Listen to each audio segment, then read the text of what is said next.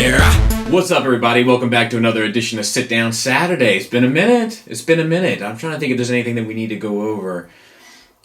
There's a couple things I want to go over, but I think I'm going to go over it. I don't have a Transformers review lined up for Wednesday. So if that continues, I might do another They Love Me, They Love Me Not, like another edition of They Love Me, They Love Me Not on Wednesday. If you guys would like to see that, I think I've gotten enough hate now where it would be worthwhile doing. Let me know in the comments. This is a Sit Down Saturday video. This is a discussion video, so I won't be answering comments, but I will, of course, be reading them. I want to do a series on here. This would be part one. There'll be more to come, hopefully, if it's well received, of third-party companies, and I want to do past, present, and future. So today would be Mastermind Creations, and we'll do past, present, and future. I have MMC's Whirl hitting Monday, so I thought it would be pertinent to try to get this out prior to. And I'm looking forward to talking about this. I do want to say a couple things up front. For one, I have some heavy criticisms here. So I want to make sure that I'm up front in saying that I am saying all of these things as a fan. As a fan of MMC, as a fan of their company, as someone who obviously spends money on their lines. I'm not saying this as a person who hasn't experienced these figures, who hasn't bought these figures, who doesn't like some of these figures or most of these figures, etc., etc. I'm saying this as a fan. My criticisms are coming from a place of love. So we're going to break this down into basically two sections. We're going to deal with the Ocular Max stuff, past, present, and future, and then we're going to deal with the reformatted stuff. And they both share some criticisms from me, but not the same type of criticism. It's a very different type of criticism. But in order to understand where we are and where we're going, we have to first understand where we've been. So let's start with Ocular Max because it's a smaller line. They haven't produced as many figures, and then we'll move in to Reformatted. So starting with Ocular Max, this was supposed to be a masterpiece scaled line of G1 from the Studio Ox design perspective. And with that being said, let's take a walk down memory lane, shall we? So it started off with Sphinx, and Sphinx pretty much blew everyone's mind. There was paint, there was die cast, the articulation was there. It had that Studio Ox feel, but it still felt G1. The weapons, the accessories, everything just looked dead on the money, and it took people by storm. Even the engineering was interesting. And then we saw the Studio Ox or the Ocular Max line release the Sphinx again in cartoon colors, which is usually a way of doing business that people get highly annoyed by because most people want the cartoon colors to begin with. So what kind of stunt are you pulling to put this one out and then put that one out? Shortly thereafter, we saw the red version. So now we have three versions of the same mold. This all becomes important later, but it's a fantastic mold and it deserves all those repaints. And with the exception of the cartoon repaint, which is a bit of a petty move, the other repaint made sense. It was an exclusive. It was a good way to reuse it and get your money's worth. Then we got Ravage, and Ravage pretty much blew people's minds as well. The size is a little weird. There's a couple things that are a little off, but you either buy into it or you don't. And it was pretty much a one-time use mold, at least so far, and it worked. It worked across the board. So things looked good for the Studio Ox line, otherwise known as Ocular Max. And then we got the Inferno. The Inferno followed suit. It was called Backdraft, I believe, and it had chrome, it had paint, it had articulation, it had a lot of things. There were a couple of things that were a little weird about it, proportion-wise and such, that kind of, made people a little standoffish, but it stayed true to the Studio Ox look, and it still had a lot of things going for it, and it still felt like the love and TLC was going into it. It just may not have hit the mark for everyone. And out of that, we got the obvious grapple, which was called Girder, I believe, and then there was the Hauler that was done in green, and I understand why it was done in green, but I think most people would have wanted it in orange, and then we got the Artfire. So then we got four molds out of that, or four uses out of that mold, to be fair. All of them made sense, with the exception maybe of the green one, but I still get it. It was still an exclusive. The Artfire one was like a crowdfunding thing, so all of that kind of worked, and they're milking it, but at least it made sense. So then they kind of did the same thing with their Hoist and Trailbreaker. But the problem is we started to lose sight of what made Ocular Max special and instead started going for a lowest common denominator, but we kept the price low. Now, some people like that, and I've learned that even more recently when we looked at the open play. Some people would rather pay less and get less. I'm not that guy. I'd rather pay more and get more. And this is the first time that we really started to see corners being cut and avenues being taken that were a little bit off the highway of the quality that we had seen in the previous two products. We're not getting paint. We're getting articulation. The builds aren't as solid. We're losing a little bit of the die cast, etc., etc. Uses of the mold made sense. We got the green one, we got the black one, which is the obvious repaints of the two, and then you got the yellow exclusive for TFCon. And shout out to Pake for Life. They put his logo on there. I think he deserved that. I want to congratulate him right now in this video while I have the opportunity. And then we got, it looks like the birds are coming, the laser beak and the buzzsaw, which I think is a little bit of a strange choice because I think a lot more people were kind of clamoring for the Rumble and Frenzy, but I hear there's reasons for that and it'll all make sense later. Both obvious repaints. I have a better feeling about the quality and paint and kind of grade of the figure, so maybe they've gotten themselves back on the right track. What's coming after these tapes, I think at this point is anybody's guess, but that is kind of the history of the Ocular Max line to date. I would love to see them go forward with all the Autobot cassettes and stuff like that, and then see where they want to take the direction of their quote-unquote masterpiece scaled line, but we don't have a whole lot of word on that as of now. However, like I've said in the past, I think you're going to see companies playing their cards a lot closer to their chest because they're tired of all the other companies stepping on one another, so they kind of want to drop the image, release the product. I think you're going to see a lot more of that from here on out. So where are we now? I think we're on kind of shaky ground. The most recent releases have been a little strange. The Trailbreaker hoist mold was not the best. It's certainly not the best that's been offered through Ocular Max, and it could arguably be said it's the worst. Where does that put us in terms of comfortability? Where does that put us in terms of trust and so forth? I think it makes it very questionable. I think that there are business decisions being made here that are for the sake of saving $1. And of course, I mean, the purpose of business, ladies and gents, is to be profitable. So I understand that. But I think that it's important to know that when you're spending, I would say over $50 for a toy, you're hoping that every dollar is going towards the quality in which the product is being delivered to you. And I don't feel like we can say that for the Trailbreaker and Hoist.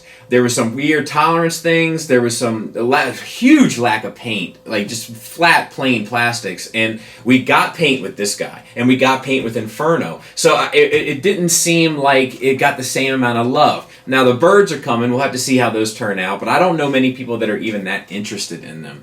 The Rumble and Frenzy, I'm absolutely ecstatic about. I can't wait, and I'm really looking forward to how they handle those. And I think they look superb. We haven't seen that many more teases from them. We've seen the Springer, but there's a lot of stuff that we haven't seen that I would hope is in production. But I think, like I've said in the past, that we're seeing companies play a lot closer to the chest in terms of their designs because they're tired of getting trampled on by other companies. I'm sure MMC felt a way about competing with 4 or 5 different companies for a Trailbreaker and a Hoist. So everybody's being a little bit more secretive. That being said, my recommendation to them is spare no expense. The people that are really going to support this line and see it through to the end are looking for the highest grade product, not for the cheapest alternative. So if you can get out a Hoist at $80 and not paint it, or a Trailbreaker at $80 and not paint it, and I don't even know what the prices are, I'm just speaking generally. We could take Hoist and Trailbreaker off the table if you'd like. I would rather spend the $110 and have it knocked out of the park. Have it like this guy. And this guy was affordable, and they still knocked him out of the park. That's the sweet spot. Obviously, if you give me more and I have to pay less, I'm going to be a happy camper. This is one of those examples where it walked the tightrope between the two. Gave you the quality, gave you the beautiful look, gave you the aesthetic, also gave you a reasonable price point. So, cheers to them for this. I want to see a return to this. And you can see the same for Backdraft. Backdraft aesthetic design is not for everyone, but the price and the quality is there. Studio Ox it's a weird design company. Sometimes it's more beautiful than the G1. Sometimes it's more interesting than the G1. Sometimes it looks more cool than the G1. Other times it looks a little on the goofier side. It just so happens that Inferno is probably not their best design.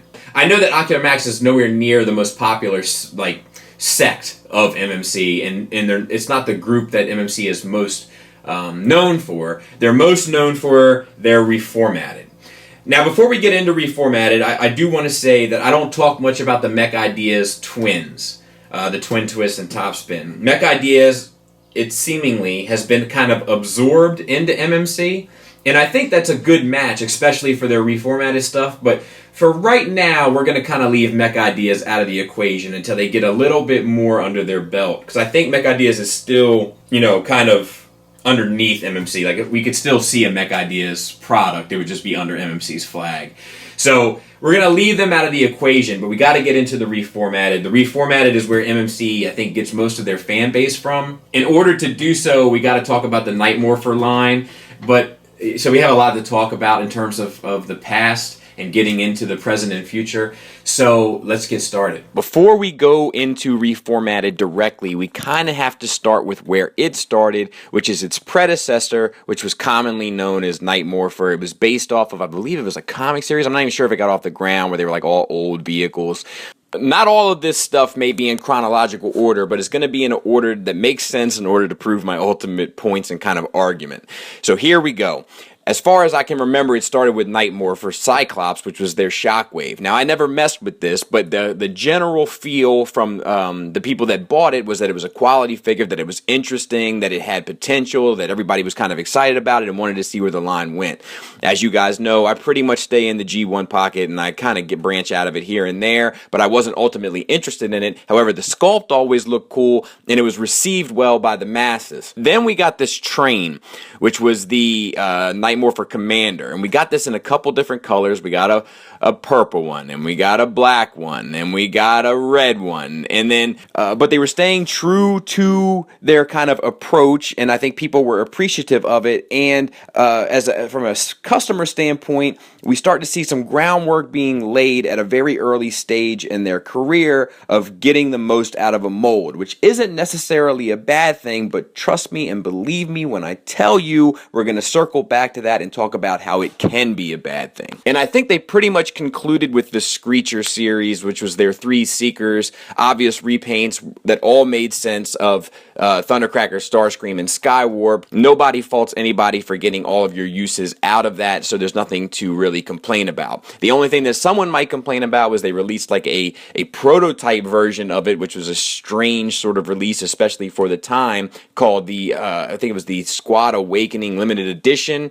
I think it ran for like 150, 175, somewhere in there, and then that was sort of a strange release, but people kind of liked the novelty aspect of it, and I guess they bought into it. I'm not entirely sure, but I'm not sure that the line in and of itself was entirely successful. They ended up selling the Seekers, I think, as a box set at one point, and interestingly enough, this was their last sort of effort and real commitment to this line, but this line ultimately birthed the Reformatted line. And Reformatted is probably their most noteworthy line. Now, I believe their first release was Terminus Hexatron, which was their 6-shot, and once again blew everybody's minds. It was well received, well liked across the board. It had the sculpt, and it had a playability and a durability that a lot of third party didn't have at the time. It was truly groundbreaking in a lot of ways. Now, from that, we got Terminus Hexatron in black. We got Terminus Hexatron with added paint. And I believe there was even a Terminus Hexatron prototype version that went around in a very limited quality, and then we got a Terminus Hexatron, Grandus Hexatron, which was like a Brave character or something, all of which obvious repaints with the exception of the black version and the prototype. To follow that up, we got the Feral Rex. 5 releases. It took a while to finish, but it was amazing, especially for its time. It changed the game as far as third-party combiners were concerned. Once again, all extremely durable, extremely solid, ratcheted joints, everything clicked and locked in tight. I will say that over time, this has been a combiner that has kind of like, I want to do a series of videos called Where Are They Now, where we talk about ones that used to be solid and some of the joints have kind of given up a little bit. This might fit in that pocket, but it's still to this day a beautiful piece that definitely demands attention when people walk by it. An extremely well done effort. Took a while to come out, but it was well done. And of course, we got a TFCon exclusive black version of it in purple and gray Nero Rex. for a convention, I'm okay with all the weird stuff, like niche kind of collective things, because you're not expecting the main audience to pick it up. You're making a limited run, expecting a limited amount of people to pick it up that will really enjoy it. So for me, that all makes sense. We also got the Catilla repaint of Rampage, which was interesting. I ultimately bought it because the figure was so well made, and it does look like Catilla and the little penguin. I was caught up in the hype at the time. One version of each of the mold twice, and then one version of one of the molds 3 times. Let's move on. We got the RC, which was known as Azalea. We got that in pink. We got a TFCon version of it in a green. We got a red version of it. We got a purple version of it. And then we got another green version of it. So all in all, I think there was 2 green versions of it. Am I wrong about that? I don't think so. But this is the first time that we start to see a breakdown in the armor of MMC. This is the first time where a release wasn't as solidly appreciated across the board. The transformation wasn't as fun. There was issues with the figure. There was tolerance issues. There was just stuff that wasn't clicking in right. It didn't seem like you were getting your bang for your buck. Now, MMC has never been known as the company to throw a lot of paint on something, but everything seemed like it was kind of taking a step back on this one. But it must have sold well because they got 4 releases of it out, obviously with minor retools and stuff like that. The next major reformatted release we got was Spartan, their Impactor. And this seemed like another back to basics approach. It seemed really well done. The tank looked a little goofy, but overall the bot was really well done. And when you put it next to that Hasbro Springer, it just was amazing. And then we got the Comatose repaint of it, which doesn't quite work, but it kind of works, and it's hard to get a hold of now, and it gets lost in a shelf. But this might have been more of the same philosophy that we saw really start to originate with that RC mold kind of following through. Now, keep this one in mind, because this one is the first one where the mold didn't necessarily make sense for the repaint, but was kind of close enough. Let's continue. I want to talk about 2 figures that were teased long before some of these other releases, but took forever to come out, and the differences between the 2. One was Carnifex. Everyone was excited. They teased an Overlord well in advance. Everyone was pumped, myself especially. This figure came out and pretty much met all expectations across the board. It was well built. The shoulders were a little goofy, but aside from that, we had paint, we had gimmicks. Everything worked the way you wanted it to. It looked amazing, and I think most people were pretty happy. Now, in contrast, we got this Seraphicus Prominion, whatever it is. They sold that in 2 pieces, which ultimately ended up being like, I don't remember. I think it was around $300 or something. It was absurd. And this figure, unlike the Carnifex, which even though it was teased years prior, it still had a way of seeming modern. This one seemed dated even upon its initial release. But at least they followed through, because there were a lot of people that were excited about it. And of course, we got a repaint of it in silver, because reasons. And then we got the DJD. We got Synicus. Now, Synicus had a lot of issues across the board. That was their Voss. And this was, I think, in my mind anyway, it's the first time that we heard about manufacturing issues with manufacturing companies. So the different factories that they were using were having problems, and they changed factories. Everything was going to be better from here on out. We end up hearing this again later, and of course with this figure, I think most people were excited about it because most people love the DJD. It has like a cult following, and people were excited to kind of have those figures on their shelf. We got a black repaint of it for a TFCon exclusive, which once again, for an exclusive, I'm fine with it, but that's 2 uses out of that mold. Moving forward, we got the Anarchist, which was their Kaon. This one just kind of worked across the board and was kind of a one-shot, one-deal sort of figure, so no complaints there, and it was much more well-received than Synicus, lending a little bit of merit to their "it was the factory's fault" issue. And then we finished it, well, we didn't finish it, but the last one we got was Coulter, which was their Tarn, and was definitely hands down the best of the 3, and I don't have really any sort of complaints about. Now, this mold is later on teased for Thunderclash, which doesn't quite fit the mold as well. This becomes an issue from here on out.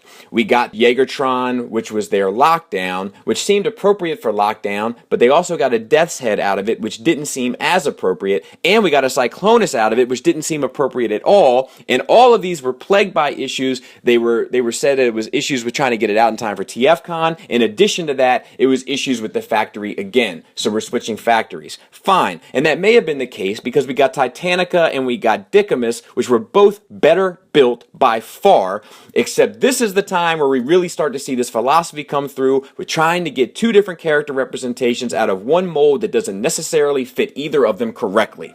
And this only got worse when we get to Oberon and Turban, which neither one of them work well. And Turban is Whirl, and Whirl is a tier A figure and character, so it should have got the priority of the mold. Unfortunately, that's not what it got. It got something that could be shoehorned into another use in order to get two different uses out of the same mold, and that is my issue. Continuing on, we get the Hot Rod. That seems fine across the board. No real issues there. We get Drift with an obvious repaint coming, and that all seems to work. And we get Megatron, which seems to work as well. And then there's a few other figures that they're talking about in the future. But this is where I want to kind of jump into the conversation in regard to the present and future of MMC, and that is the multiple uses of one mold for multiple characters that doesn't necessarily make sense. I smell Hasbro. So there we have it. So where are we now?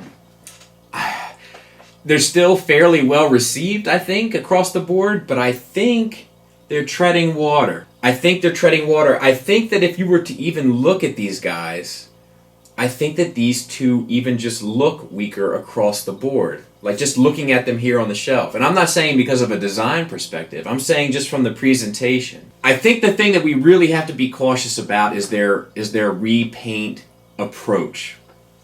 So let's discuss repaints, right? There's different types of repaints. There's what we call legacy repaints, where they've always been repainted. They share the same design, both aesthetically and in every sort of fiction that you've been used to. So Skywarp, Thundercracker, Starscream all look the same. Of course you shouldn't remold them. They look the same. What we started seeing in earlier Chug stuff was Hasbro kind of in a clever way taking characters that were similar. Not the same, but similar, making slight alterations to both so that they could kind of share the same general aesthetic. Now, most of the Chug stuff was a more updated design anyway, so people kind of said, you know what, I'll take it.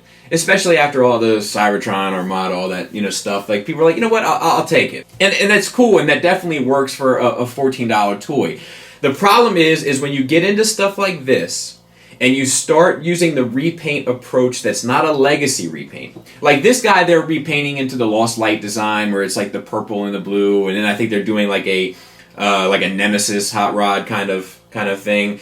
Like, and that makes sense but like the Lost Line design obviously makes sense. This one, not so much. Jaegertron, not so much. Turban, not so much. So that's what I want to say here in terms of going into the future.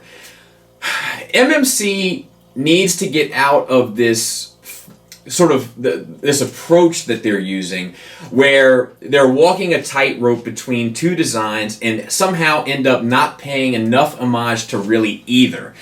The thing is if you have two characters, like you have Obsidian and you have Whirl, and you're trying to knock out both with one design, you center the design around the tier A character, around Whirl. Whirl is a much more popular character within the IDW, within the reformatted world, where it makes more sense to give him the TLC. He's a fan favorite character. He's a big part of that story. He deserves to be really accented. Really, like, you roll out the red carpet for him. He's a beloved character now. But what they did here was they made, I guess Obsidian is in the right ballpark. I don't even really know who that character is. And then they sort of tried to formulate, or maybe reformat, Whirl into that mold. That's a problem, because now you're not giving Whirl the just due, because you're making a round peg fit into a square hole to the best of your ability in order to get two uses out of the mold. Two uses out of the mold that cost a pretty penny for what they are. Because I'll tell you, this bad boy aside, and especially this bad boy aside, certainly for his time, not even so much this one or this one, but these two, they're expensive figures. And I got news for you. And I'm saying this having, I believe, recommended both neither one of these are that much better than this at a far cheaper price.